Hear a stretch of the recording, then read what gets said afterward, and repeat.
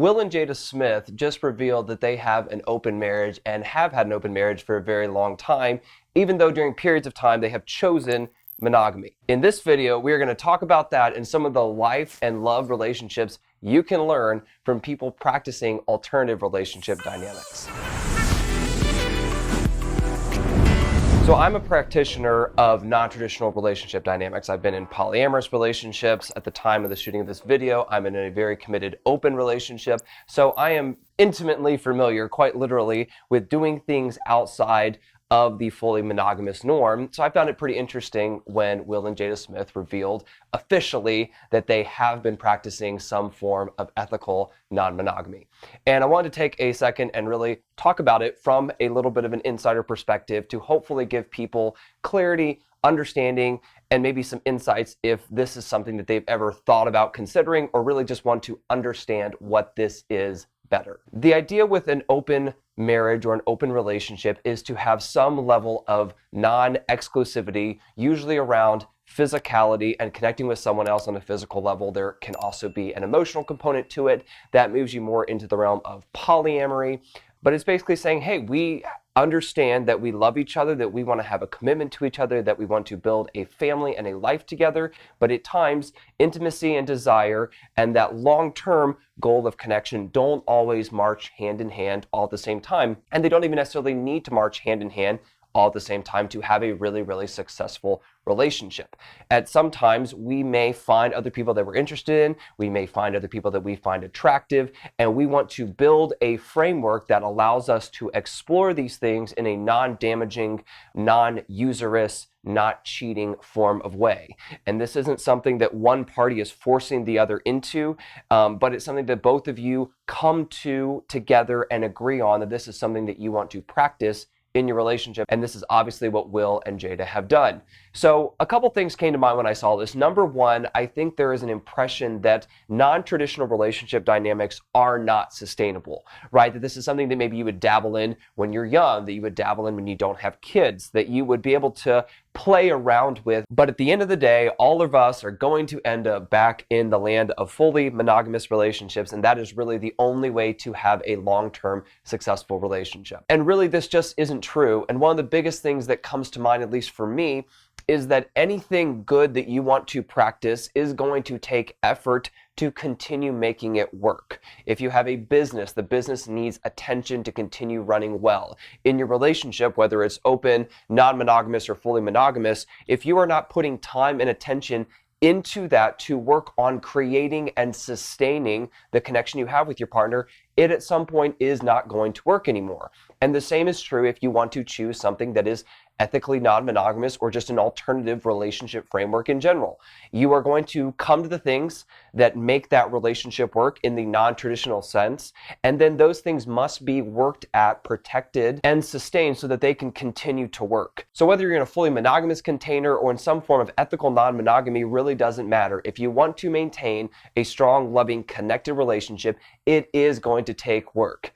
And sorry if that's a news flash to anyone, or you thought that, hey, just because it's good, it's going to stay good. Sadly, that isn't true. And for many people who choose some form of ethical non-monogamy, this really isn't an option. They've seen that they do not function well in fully monogamous relationships, whether that's simply because of the mindset that that creates, that they feel trapped, that they feel controlled, and they don't want to have that sense of animosity with their partner, or they realize that they have a tendency to let themselves go and not be as engaged if they're not actively choosing their partner and their partner is not actively choosing them. So what they've done is say, hey, I want to create a situation that is most likely to set me up for a place of success in this relationship. I really want this relationship to work. And for this relationship to really, really work, I need to have something that is ethically non-monogamous, that is alternative, that's outside the norm, and that is the place that this relationship will have the most success.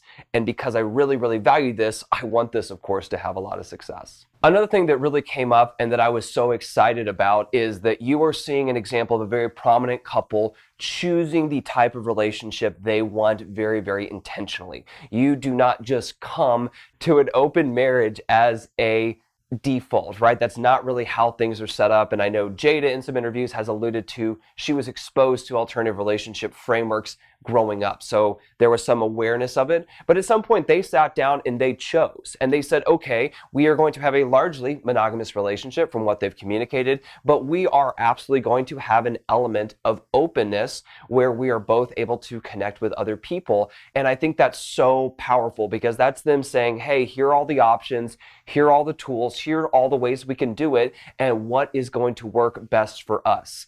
And I have a whole course and coaching session called the BYOR, which stands for Build Your Own Relationship. And we go through relationship frameworks and we say, hey, let's go all the way down to the foundation, all the way down to the beginning. What kind of relationship is going to make you and this potential partner of yours most successful? And we get to choose that, whatever that is. And I have another video that talks about some of the frameworks they need to think about, whether it's ethical, loving, connected, and a few other things that I can't think of right now. But you get the opportunity to choose whatever kind of relationship you want. And this is one of the most empowering things I think people can really do, because you're able to say, hey, I have license, I have freedom. And if I'm able to have freedom and license in this area, many times that translates to living a life of freedom and choice. Another thing that I think is important to consider is they have alluded to times of monogamy, but also having the ability to experience openness and connecting with other people in their relationship. And I think it's important to realize that just because you have an open relationship doesn't mean that you don't have a lot of monogamy inside it, where you're choosing just each other for a very long period of time. That's healthy, that's loving, that is focusing on the core relationship, your primary partner, and ensuring that that is working, that that is successful, that both of you are happy, that both of you are thriving in the relationship, and that exploring and experiencing other things really comes out of fullness. And I've talked about that going to an open relationship or something ethically non-monogamous is not a Band-Aid option fix for a failing relationship. This is not something to do because you're lacking things in your primary relationship. This is only something that you can really fully practice successfully if it's coming out of fullness and a lot of success in your core relationship. But you get to choose and you get to go back and forth. There's nothing that says just because you have an open relationship that that's all you have to do. And a lot of the people that I know that do practice some form of ethical non-monogamy absolutely have times and large times of a largely very monogamous relationship where they're just excited about focusing on their partner and the life experience that they're creating together. Finally, I think it's important to think about how you are loving your partner and what kind of love are you giving them. Is the love that you're giving predicated on you getting what you want all the time, 100%, or is it others-centered and outward-focused?